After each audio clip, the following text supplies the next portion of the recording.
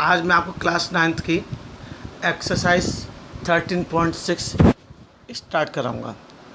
13.5 तक आपने कर लिया है, अब 13.6 देखिए। पहला क्वेश्चन देखिए, first question, the circumference of the base of cylindrical vessel is 132 centimetre. Cylindrical vessels की सर्कमफ्रेंस 132 सेंटीमीटर है and height is 25 centimetre. Height 25 centimetre दे रखी है।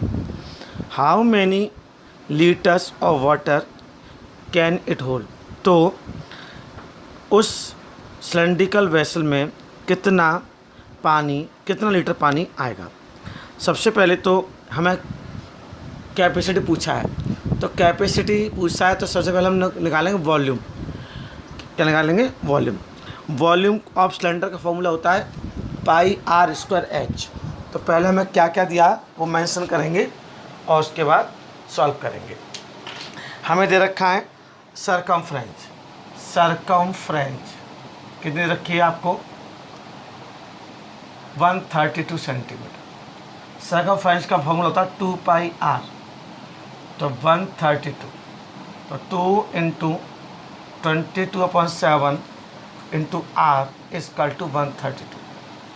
तो r इजकल टू 132, ये डिवाइड में है तो मल्टीप्लाई में आ जाएगा अपॉन 2 इंटू 22।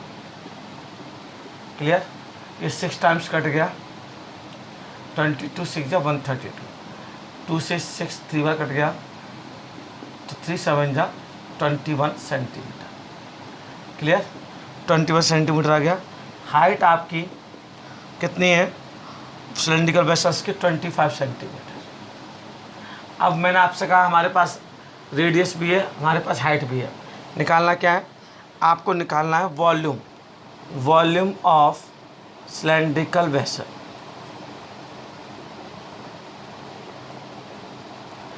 अब ध्यान से देखिएगा, इसका फॉर्मूला होता है πr²h। पाई का 22.7 वैल्यू होती है, r हमें दे रखा है 21 इंटू 21, h हमें दे रखा है 25।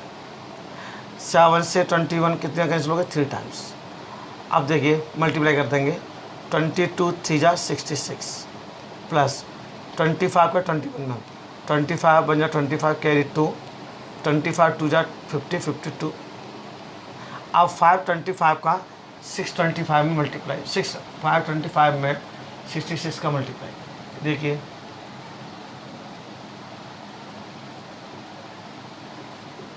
ध्यान से देखिएगा,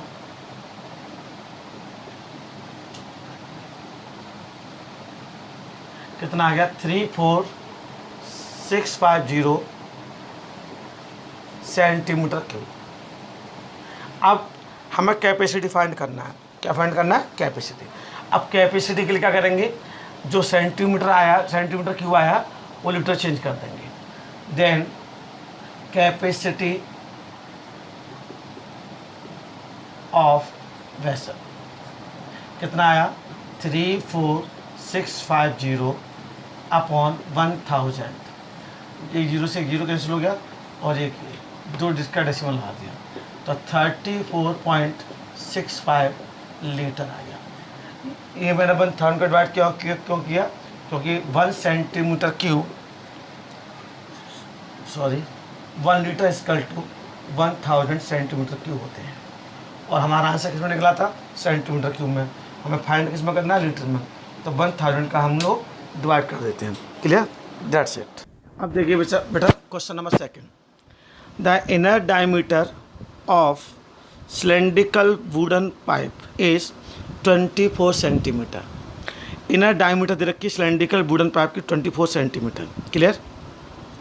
and outer diameter is 28 centimetre, और आउटर डायमीटर दे रखी है 28 सेंटीमीटर। आपको लेंथ ऑफ पाइप दे रखा है 35 सेंटीमीटर। लेंथ ऑफ पाइप मतलब हाइट दे रखी है। Find the mass of pipe if 1 centimetre cube of would has a mass of 0.6 ग्राम।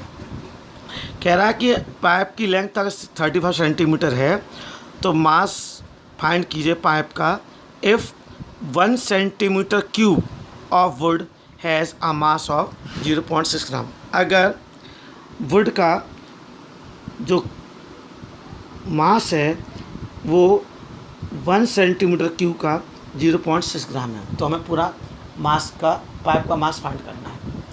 अब सबसे पहले हमें जो दे रखा है हम उसको मेंशन करेंगे और आगे से क्वेश्चन करेंगे। देखिए, सबसे पहले हमें इनर डायमीटर दे रखा है।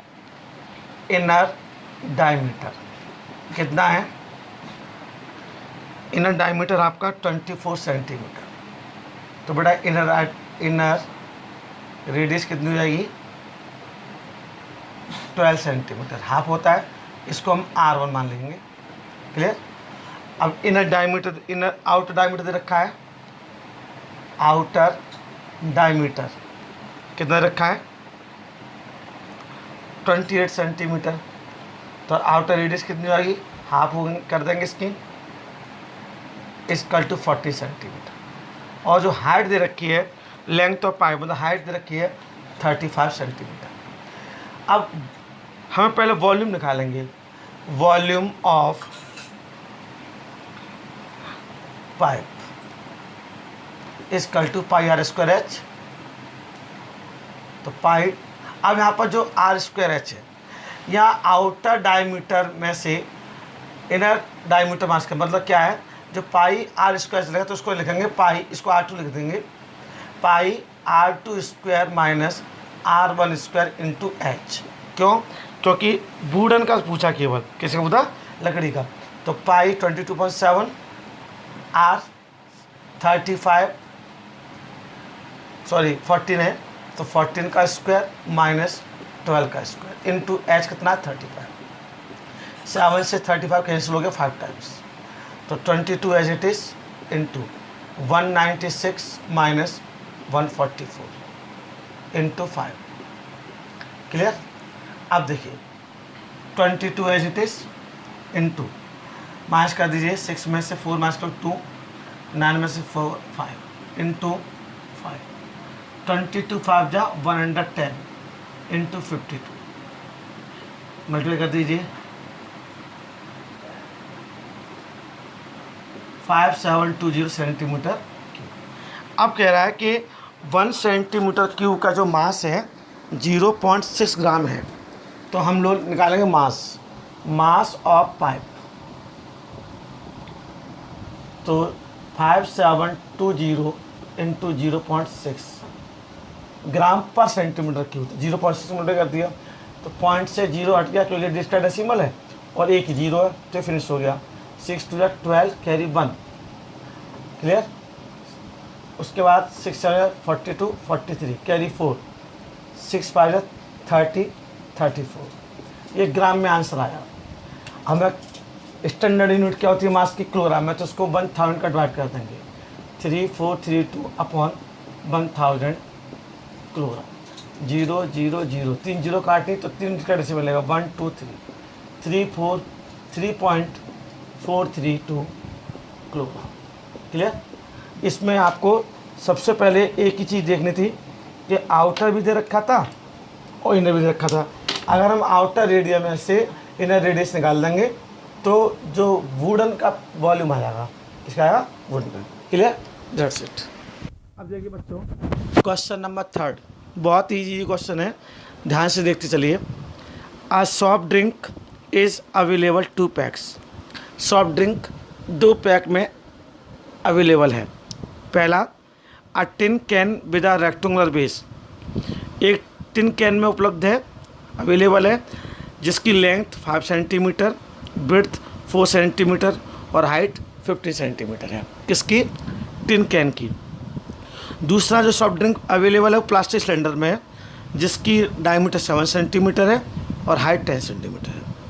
तो आपको फाइंड करना है किसकी कैपेसिटी ज़्यादा है और कितनी ज़्यादा है। मतलब एक तो रेक्टेंगुलर बेस है, रेक्टेंगुलर टिन कैन है, दूसरा प्लास्टिक सिलेंडर है।